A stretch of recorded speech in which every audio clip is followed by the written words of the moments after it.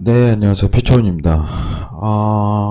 잭슨홀 회의가 이제 내일 하루 D-1로 남아있는데, 잭슨홀 회의에 대한 내용은 전일 얘기한 만큼 크게 다루지 않도록 하겠습니다. 최근 사실 이제 금값에 좀 제가 신경을 많이 쓰는 이유 자체는, 트레이딩에 좀 가장 적합한 상품이기 때문에, 트레이딩에. 왜냐면 이제 당일 트레이딩, 데일리 트레이딩 하신 분들 굉장히 많은데, 당일 트레이딩 관련해 갖고 이제 추세 추종을 좀 더 따를 수 있는 상품성이 금값이 있기 때문에 금값에 굉장히 많이 집중을 하고 있습니다. 그래서 이제 금값에 대한 변동 가능성 자체를 먼저 얘기하는 게 순서인 것 같은데, 지금 금값에 대한 부분 뉴스가 두 개 있어갖고 이 부분에 대한 개인적인 의견을 좀 드리고자 방송 녹화를 진행하도록 하겠습니다. 자, 제목은 이래요. 예, 실질금리 바닥 조짐, 금열풍 변화 맞이하나. 사실 이 내용이 나오기 전에 이제 소비자 물가지수죠. 소비자 물가지수가 이제 어떤 반등세가 있었기 때문에 이제 금값 자체가 더 추가적으로 하락하는 게 아니냐. 예, 이런 내용 자체가 나오고 있어요. 미국 쪽 이제 YOI를 좀 집중하라고 제가 많이 드리는데 소비자 물가지수를. 근데 중요한 거는 소비자 물가 지수가 지금 반등이 나오긴 했어요. 근데 계속적으로 치고 갈 수 있는 상황은 아니라고 저는 판단을 합니다.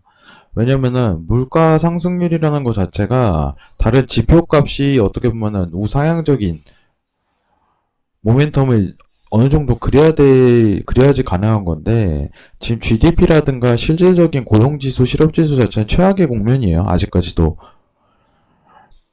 실질금리 바닥이라는 얘기 자체가 나오기 때문에 여러분들 지금 실질금리가 바닥권에 계속적으로 맴돌게 되면은 금값은 지속 상승하게 돼 있죠. 왜냐면 투자처가 없기 때문에 금값은 지속적으로 오를 수밖에 없어요. 달러에 대한 반등 자체가 나오게 된다면은 금값이 고점을 이룰 수 있겠지만은 달러를 계속적인 유동화 정책으로 풀기 때문에 그 부분이 가능하다 이렇게 판단을 했었습니다. 그러면은 지금은 달러 조정에 대한 국면이기 때문에 어떻게 보면 금값이 조정을 겪을 가능성이 굉장히 높다. 하락 국면으로. 달러가 반등이 조금씩 일어나고 있죠. 그 이유 자체는 어쨌든 이번에 연준에서 내놓은 태도 자체가 굉장히 소극적이기 때문에, 지난 6월 대비해갖고 7월 회의로 공개 이후 소극적인 태도를 취하기 때문에 그게 가능했다고 판단을 했었고, 그래서 금값에 대해서 집중을 해야 되지만 이제 외신에 대해서 조금 내용이 나오는데 이 내용을 자세히 살펴본다면은 좀 추측성 자체로밖에는 안 돼요. 사실 실질금리가 바닥이긴 합니다, 여러분들. 바닥이긴 한데 이 바닥 자체를 벗어나기가 굉장히 힘들 거라고 판단하고 있어요. 지표 자체가 너무 둔화세가 계속적으로 일어나기 때문에 여러분들도 계속적으로 지표를 보시지만은 이번에 전일 서비스 지수 관련해가지고도 어떻게 보면 굉장히 안 좋은 수치값이 나왔었어요.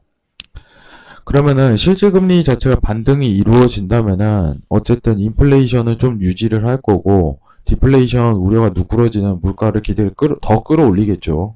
근데 실제 금리가 상승이 이루어지긴 굉장히 힘들다. 연준이 2022년도로 좀 목표치를 잡고 제로금리를 끝내겠다고 얘기를 한 거 자체가 다 이유가 있는 겁니다. 그럼 금값은 변곡이라고 좀 판단하기는 굉장히 이르다는 거예요. 자, 금값 한번 차트 보도록 하겠습니다. 최근 일본 관점으로 금값이 고점 대비가 열렸는데 저는 지난주부터 조정 관점이 굉장히 열린다고 판단을 했어요.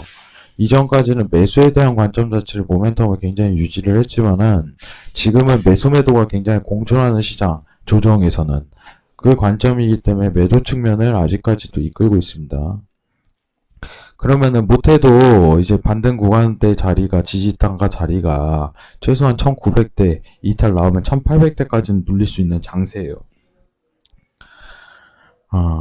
그러기 때문에 저는 금값이 아직 고점이라고 생각은 안 합니다. 왜냐? 회복세가 아직 보이지 않고 실질 금리가 중요한데 실질 금리 자체가 바닥권을 벗어날 만한 행동 자체 보이지 않았기 때문에.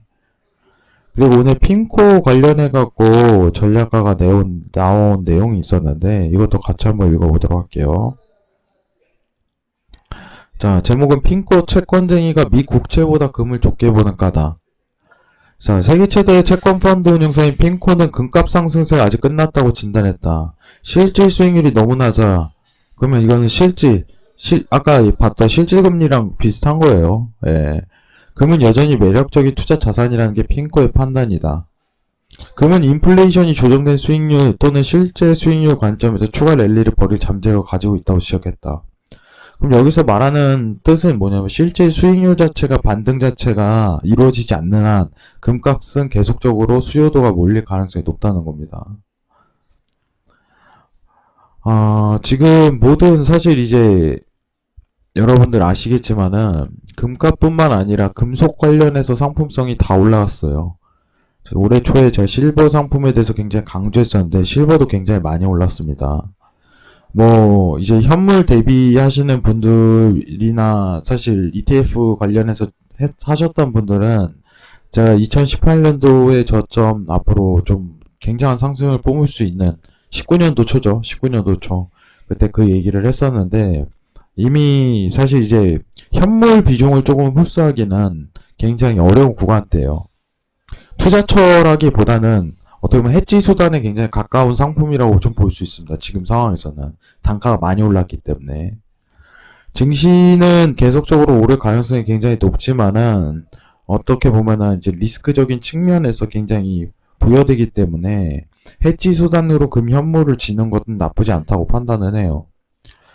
그리고 또 어떻게 보면 실질 금리에 대한 상승 포인트 자체가 아직은 오를 기세가 아니다라는 게 정확하게 다른 지표상 측정이 되므로 여러분들 금값이 이게 변곡이 아닌 조정이다 이렇게 판단하는 게 이상적인 행동이라고 보고 있습니다. 당분간은 아직 달러가 반등 구간에 있기 때문에 매도에 대한 부분을 굉장히 집중을 할 생각이에요. 여러분들 달러 차트 한번 보도록 하겠습니다.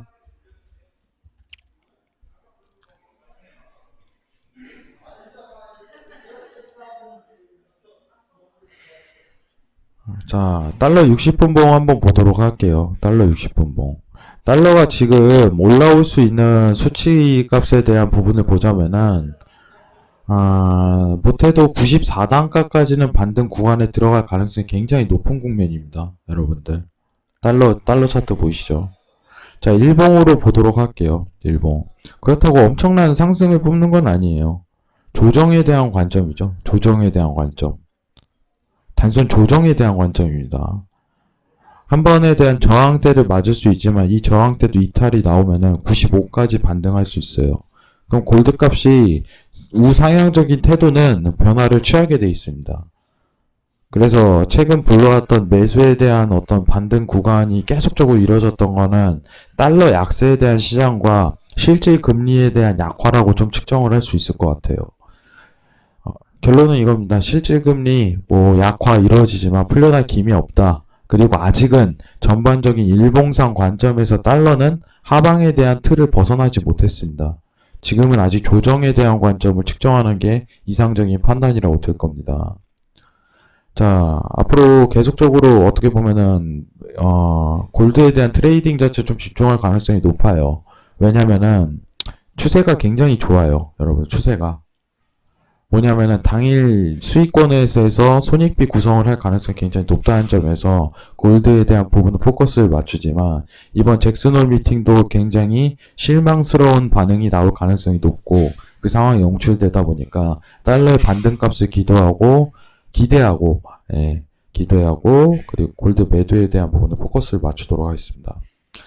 금값에 대한 현물을 좀 지실 분들은 저는 개인적으로 1800대 구간까지 좀 내려온다면은 해지용 수단으로 자산 방어용 수단이죠. 투자라기보다는 해지에 좀 더 가깝다고 평가할 수 있을 것 같아요.